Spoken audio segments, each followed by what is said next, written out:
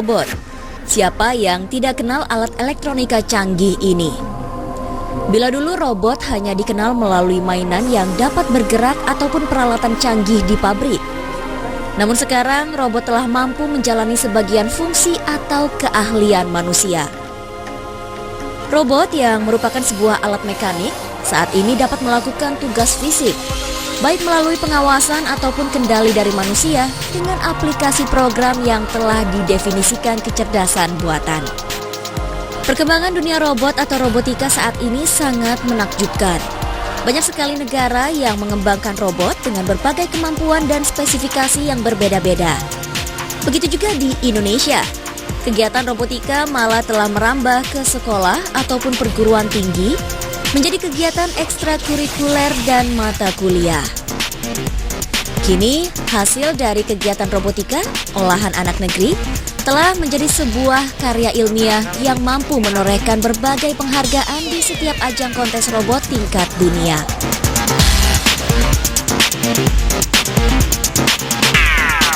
Seperti robot ini, Eros panggilannya. Robot yang dapat bermain sepak bola. Sebuah karya dari mahasiswa Politeknik Elektronika Negeri Surabaya yang berhasil mendapatkan juara pertama di kontes robot Indonesia selama 4 tahun berturut-turut sejak tahun 2011. Dan terakhir, robot pemain sepak bola karya anak bangsa ini berhasil meraih juara second runner-up di ajang Robotika Dunia RoboCup tahun 2015 di Jerman. Didesain ya menyerupai manusia. Dia memiliki bagian tubuh yang sama seperti manusia dan lebih didesain untuk ketahanan dan kekuatan dalam bermain bola. Dia punya kamera, dia memiliki kamera itu berfungsi sebagai mata selayaknya manusia. Dia bisa mencari lokasi bola dan menentukan di mana posisi bola, kemudian mencari di mana gawang musuh dan menendangnya ke arah gawang. Ternyata robot Eros juga memiliki teman sesama olahragawan di bidang olahraga bulu tangkis atau badminton. Robot ini berasal dari kota Bandung.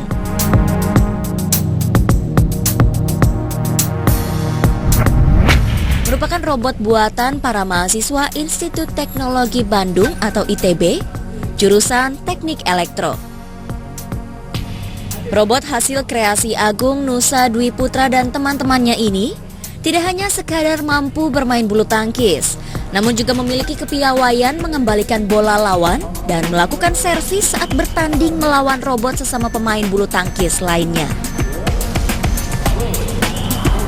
Dalam menciptakan robot ini, tim robotik membutuhkan waktu selama 6 bulan dan menghabiskan dana sebesar 50 juta rupiah. Namun perjuangan mereka tak sia-sia. Robot ini berhasil memenangkan beragam kejuaraan di ajang kompetisi robot. Salah satunya ajang International Robocon yang merupakan kejuaraan tahunan kompetisi robot se-Asia Pasifik. Kemarin itu kita ikutin yang regional, kontes robot ABU regional dulu, regional 2, alhamdulillah kita juara 1. Habis itu kita ngikutin kontes robot nasional karena kita perwakilan regional, alhamdulillah kita juara 1 lagi dan kita perwakilan Indonesia. Untuk lomba robot badminton ini di internasional bareng sama tim dari Politeknik Negeri Batam. Dan alhamdulillah pas di internasional kita dapat second runner up. Tahun berapa itu? Tahun 2015. Saat ini tim robotik pecinta robot bulu tangkis menoreh harapan agar robot ini dapat memasuki dunia industri untuk dapat digunakan sebagai pelatih otomatis bagi atlet bulu tangkis Indonesia. Selain robot bulu tangkis, tim robotik yang diprakarsai oleh Bagus Prabangkoro dari Institut Teknologi Bandung atau ITB juga berhasil menciptakan robot pemadam api ITB yang keluar sebagai pemenang kompetisi The 18 Trinity College Firefighting Home Robot Contest 2015 di Hartford, Connecticut, Amerika Serikat pada tahun 2011. Sebagai juara pertama dan kedua untuk kategori robot cerdas berkaki, mengalahkan tuan rumah Amerika Serikat.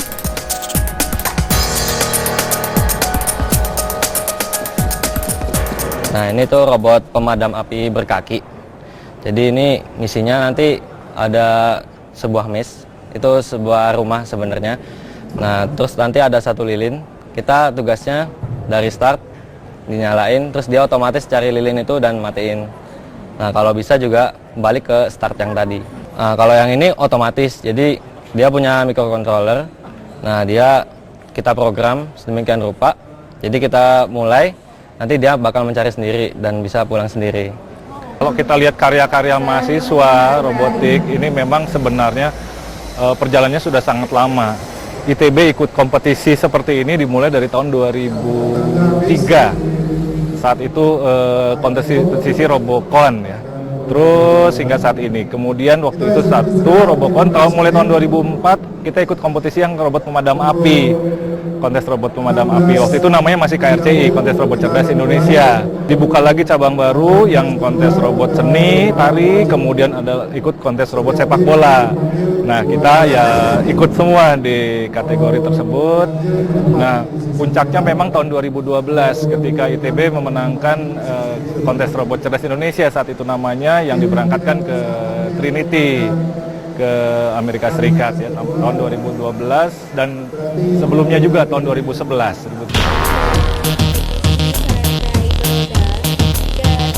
Robot-robot buatan anak bangsa ini memiliki beragam fungsi, mulai dari melatih olahraga, pemadam kebakaran, bahkan ada yang berfungsi sebagai robot pembantu pekerjaan manusia.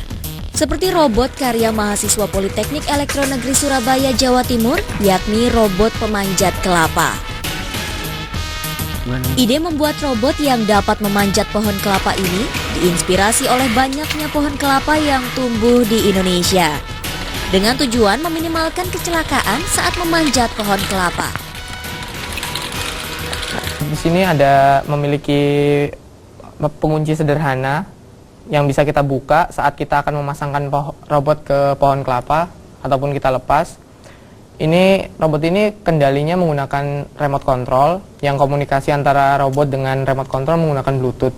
Di sini juga ada lengan pemotongnya. Secara mekanik dari rodanya ini bisa menyesuaikan dengan perubahan besar kecilnya diameter batang pohon kelapa dari diameter 20 cm hingga 40 cm. Ketinggiannya tergantung dari komunikasinya Bluetooth-nya ya. Jadi kita coba di perkebunan kelapa itu dia hingga ketinggian 30 meter, robot ini bisa memanjat hingga ketinggian tersebut.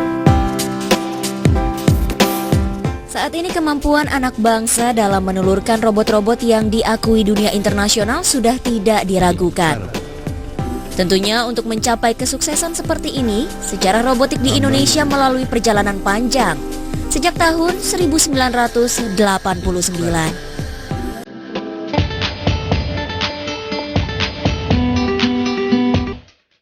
Keberadaan bidang robotika di Indonesia saat ini tak terlepas dari peran Politeknik Elektronika dan Telekomunikasi Institut Teknologi Negeri 10 November Surabaya atau PET-ITS.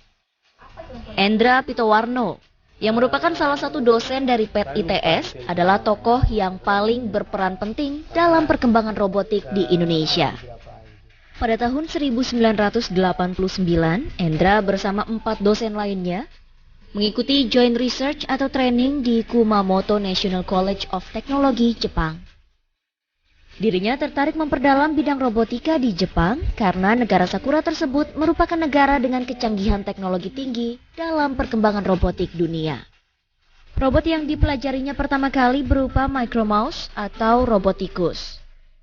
Robot tikus inilah yang dibawa pulang ke Indonesia untuk oleh-oleh mahasiswa Endra, dan tak disangka, dari 60 mahasiswa angkatan pertama, 12 mahasiswa diantaranya berhasil membuat karya tugas akhir bertema robotika. Mengetahui orang Indonesia bisa membuat robot, tim PET-ITS diundang oleh perusahaan penyiar Jepang Nippon Hoso Kyokai atau NHK untuk berlaga dalam kontes robot NHK Robocon pada tahun 1991. Saat itu PET-ITS merupakan satu-satunya negara peserta dari Indonesia, karena seluruh peserta kontes di Robocon tersebut berasal dari Jepang. Tak disangka, PET-ITS ternyata mampu mengalahkan robot dari Kyoto, Jepang pada pertandingan pertama. 91, orang Jepang tahu bahwa kita membuat robot gitu, kita ditantang, ayo ikut event di Jepang. Ya udah, kita bikin, coba baca rule-nya, kita coba bikin robot, kita kirim ke Jepang. Saya jadi pembimbingnya. Ternyata di sana juga tidak mengecewakan. Walaupun mulai dari buta sama sekali tentang robot ya, kita bikin robot tanding dengan Jepang. Di babak pertama kita sempat mengalahkan tim dari Kyoto.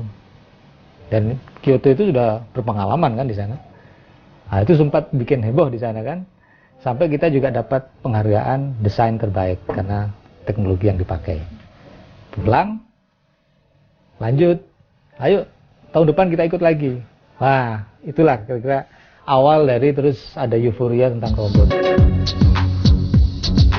Pada tahun 1993, PET ITS yang kemudian berubah nama menjadi Politeknik Elektronika Surabaya Institut Negeri 10 November atau PES ITS berinisiatif mengadakan Indonesian Robot Contest atau IRC atau Kontes Robot Indonesia atau KRI dengan mengadopsi peraturan NHK Robocon seutuhnya. Kegiatan ini adalah kontes robot Indonesia pertama di Indonesia yang diselenggarakan di Politeknik Elektronika Surabaya dan diikuti oleh 4 tim peserta dari Politeknik Universitas Indonesia, Politeknik Institut Teknologi Bandung, Universitas Diponegoro, dan PES ITS. Sukses penyelenggaraan kontes robot Indonesia tersebut makin meyakinkan pihak NHK untuk mengundang Politeknik Elektronika Negeri Surabaya atau PES ITS yang selanjutnya berubah nama menjadi Politeknik Elektronika Negeri Surabaya atau PENS untuk ikut bertanding pada University Level NHK Robocon pada tahun 1995. Kejuaraan ini diikuti oleh berbagai perguruan tinggi terkenal di Jepang serta beberapa peserta internasional. Tim PENS dengan karya robot Rada yang mengusung tema Techno Rugger mampu menyabet penghargaan Best Spirit. Kita yang bisa kita mainkan, kita seperti tailor menjahit gitu. Itu yang bisa kita mainkan. Dan banyak sudah terbukti. Jadi kontes robot sendiri kan umurnya sudah belasan tahun. Alumninya juga banyak yang bekerja di tempat-tempat yang hebat-hebat saya kira. Ada yang di industri robot juga ada. Dan banyak yang di luar juga. Bahkan ada yang bekerja di NASA juga. Nah, itu mereka selalu memberikan masukan pada kita di sini. Jadi kalau dibandingkan dengan negara-negara ASEAN, mungkin kita yang paling bagus sekarang. Di tahun yang sama, kontes robot Indonesia kedua juga diselenggarakan dan selanjutnya menjadi kompetisi tahunan. Pada tahun 2013, Direktorat Jenderal Pendidikan Tinggi Departemen Pendidikan dan Kebudayaan melalui Direktorat Penelitian dan Pengabdian kepada Masyarakat mulai mendanai kontes robot Indonesia. Pelaksanaan KRI kelima pada tahun 2003 kemudian dipindahkan ke Universitas Indonesia Jakarta untuk dapat menjaring lebih banyak peserta. 2003 itu kita punya program untuk mendorong berbagai kreasi mahasiswa dan juga para dosennya untuk mengembangkan perobotan di Indonesia. Dan itu dikelompokkan menjadi beberapa kelompok. Ada robot yang lebih ke arah pemadam kebakaran tanpa kaki, pemadam kebakaran dengan kaki, robot yang menari, dan juga robot yang berkaitan dengan aktivitas lain, olahraga misalnya. Nah, mulai saat itu, setiap tahun kita punya kegiatan yang kisarannya sangat tergantung pada judul proposalnya, dan juga kegiatan-kegiatan tersebut selain memberikan kesempatan kepada mahasiswa dan pembimbingnya untuk mengekspresikan kemampuan dalam mewujudkan robot, juga memberikan kesempatan pada mereka untuk mengekspresikan ya kemampuannya ini di luar negeri ya dengan mengikuti lomba. Nah, kegiatan-kegiatan yang kita backup itulah yang antara lain memberikan kontribusi terhadap perkembangan robot di Indonesia sekarang ini. Guna mendukung para peneliti, pemerintah mendorong adanya instansi seperti Dana Ilmu Pengetahuan Indonesia atau DITI yang nantinya akan menerima dana untuk peneliti. Untuk itu, pemerintah sekarang ini sudah punya Peraturan Menteri Keuangan nomor 72 2015 yang memberikan keberpihakan kepada peneliti untuk memberikan 40%-nya dari royalti yang diterima oleh institusi itu diberikan pada peneliti. Tetapi PMK ini kurang kuat sehingga pada tahun ini ya kita sedang menyelesaikan revisi Undang-Undang Paten dan sekarang sudah sampai di Panja di DPR. Insya Allah tahun ini selesai dan salah satu di sana akan memberikan keberpihakan pada para peneliti tidak hanya dalam royalti tetapi juga dalam menghargai peneliti dalam mengekspresikan berbagai kemampuannya terkait dengan hak yang harus dia dapatkan. Kini bidang robotika di Indonesia mengalami perkembangan yang sangat pesat. Robot yang dihasilkan bukan hanya sekadar mampu bergerak, namun meluas memiliki beragam fungsi dan peranan, bahkan sebagian mampu membantu manusia. Seperti karya dari Riza Muhida, alumni ITB, dan Tawan, warga Bali, yang menggunakan fungsi robot untuk membantu para penyandang disabilitas dalam kegiatan sehari-hari.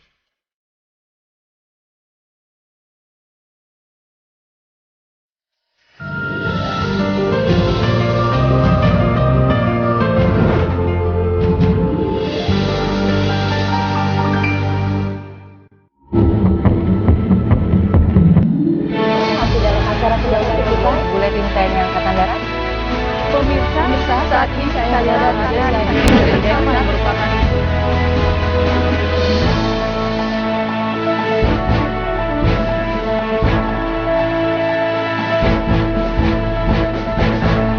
saksikan Buletin TNI Angkatan Darat di Antara TV setiap hari Senin pukul 11.30 waktu Indonesia Barat.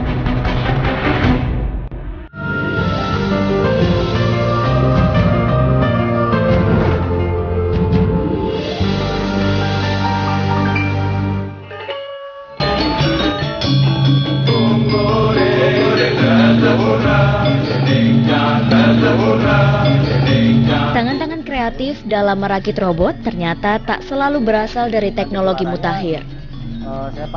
Salah satu putra daerah dari desa New Tebel, Kabupaten Karangasem, Bali ini mampu merangkai robot sederhana untuk mendukung aktivitas sehari-harinya.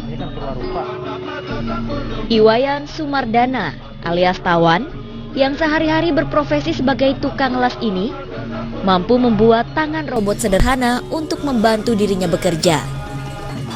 Ide Tawan membuat robot tangan di latar belakangi kondisinya.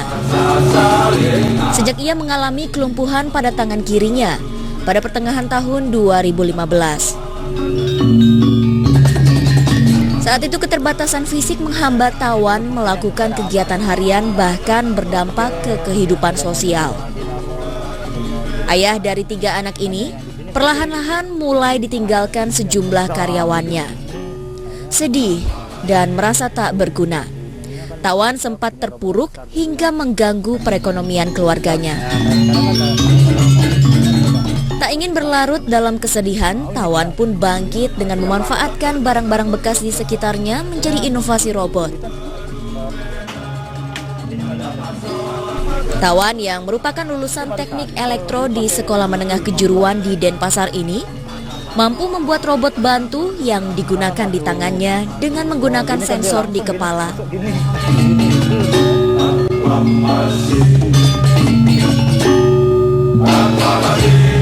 Kalau alat saya ini barang-barangnya semua dari barang-barang limbah semua gitu. Ada baru untuk microcontroller sama yang di kepalanya tuh rezekinya baru itu. Kalau yang ini pipa air. Pipa besi itu saya dapat di sungai. Kalau ini dari gear sepeda motor dalamnya itu. Ini dinamo gini apa namanya? Mobil-mobilan yang besar. Ini dan ini hidrolisnya ini sebagai gini apa namanya? Punya tabel ya. Namanya kan pas gini biar diam gitu. Nanti kalau dihidupin lagi, turun gitu sih.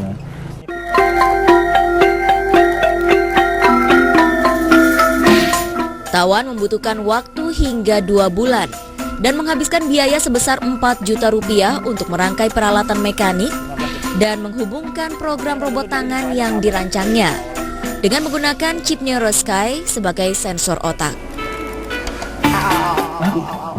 Tawan merakit NeuroSky yang disambungkan ke kepala dan tangan untuk menggerakkan secara mekanik tangan kirinya. Keberhasilan yang dilakukan Tawan tak hanya menarik perhatian para pemerhati teknologi, ilmuwan, dan masyarakat. Pemerintah setempat pun memberikan bantuan dan mendorong dirinya untuk terus berkarya dengan memproses izin usahanya. Kita berikan izin pada mereka untuk berusaha. Dia maunya usaha di mana? Jadi dia pingin usahanya, dia pilih usahanya ada di rumahnya yang sekarang. Kita sih sudah berusaha untuk membuatkan mereka memberikan fasilitas kantor untuk mereka bisa berinovasi. Malah keluarganya biar dibawa.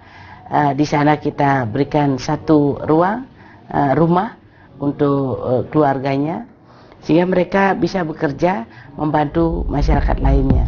Tapi karena ini kendala izin. Saat ini Tawan banyak menerima pesanan dari para penyandang disabilitas. Di antaranya adalah kaki palsu yang mampu digerakkan secara manual maupun elektronik. Pengalaman pernah berada dalam situasi fisik yang tak sempurna mendorong jiwa sosialnya untuk berbagi dan membantu sesama. Selain Tawan yang berhasil mengembangkan robot untuk membantu penyandang disabilitas, adalah Riza Muhida, seorang peneliti robotika alumni Institut Teknologi Bandung yang mengembangkan robot kaki pada manusia atau exoskeleton yang merupakan kerangka robot yang ditempelkan ke seseorang yang tidak bisa berjalan atau orang yang ingin mengangkut benda-benda berat, di mana ada motor, sensor, dan penyeimbang yang ditempel ke kaki pengguna yang kerangka itu nantinya mengikuti kaki pengguna seperti menaiki tangga. Dimulai dengan meneliti cara orang Indonesia berjalan dan membuat prototipe pertama hingga keempat, Riza Muhida membutuhkan waktu 9 bulan untuk menciptakan kaki bionik ini dan menghabiskan dana sekitar 300 juta rupiah. Jumlah yang relatif jauh lebih kecil dibandingkan robot kaki buatan Amerika yang mencapai 1,5 miliar rupiah. Karena yang paling banyak diperlukan ya itu adalah untuk berjalan, untuk moving, berpindah-pindah. Ya, itu yang paling banyak diperlukan oleh manusia. Sedangkan yang memiliki cacat seperti itu, kalau orang sudah stroke dia tidak bisa mampu berjalan, ya.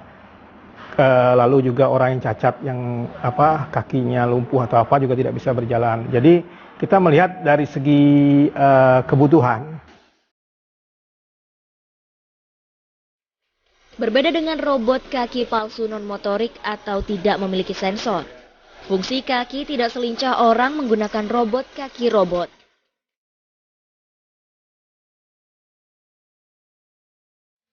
Karena robot mengikuti gerakan kaki dari si pengguna. Dan robot kaki ini dapat mengangkut beban seberat 35 kg. Hingga saat ini robot kaki karya Riza belum diproduksi secara massal karena masih belum melewati tahap uji klinis. Robot yang kaitan dengan kesehatan, dia ada tahap-tahapnya. Misalkan setelah prototipe jadi, kita harus melakukan uji klinis. Jadi dicoba di orang yang sakit, kemudian dinilai, lalu kita kembangkan, kita buat yang baru lagi, sampai lolos uji klinis. Jadi artinya uji klinis tersebut, bahwa alat tersebut aman dan nyaman digunakan oleh orang yang sakit. Nah, setelah dapat lolos uji klinis, baru kita bisa membuat produksi. Untuk uji klinis kita memerlukan dana yang cukup besar. Sedangkan kita sampai tahap ini baru sampai tahap pembuatan prototipe. Jadi masih kalau memang mau dijadikan produk Indonesia, ya kita harus melakukan uji klinis ya. Kita perlu ada investor yang mau menyiapkan dana supaya mau membiayai uji klinis tersebut. Riza berharap kelak hasil karya ciptaannya ini dapat digunakan untuk kesehatan, seperti di rumah sakit atau yayasan disabilitas. sehingga nantinya para penyandang disabilitas dapat beraktivitas kembali secara normal. Robot karya Riza Muhida, Iwayan Sumardana alias Tawan, maupun para mahasiswa menunjukkan bahwa Indonesia mampu bersaing dalam dunia robotika di kancah internasional. Penelitian dan kreasi robot karya anak bangsa tersebut patut diperhitungkan dan tak kalah dibandingkan dengan karya robot dari negara-negara industri.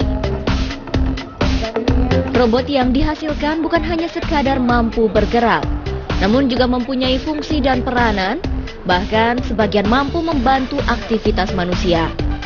Di sisi lain, selain memiliki fungsi sosial, robot karya putra-putri Indonesia juga berpeluang dikembangkan secara komersial.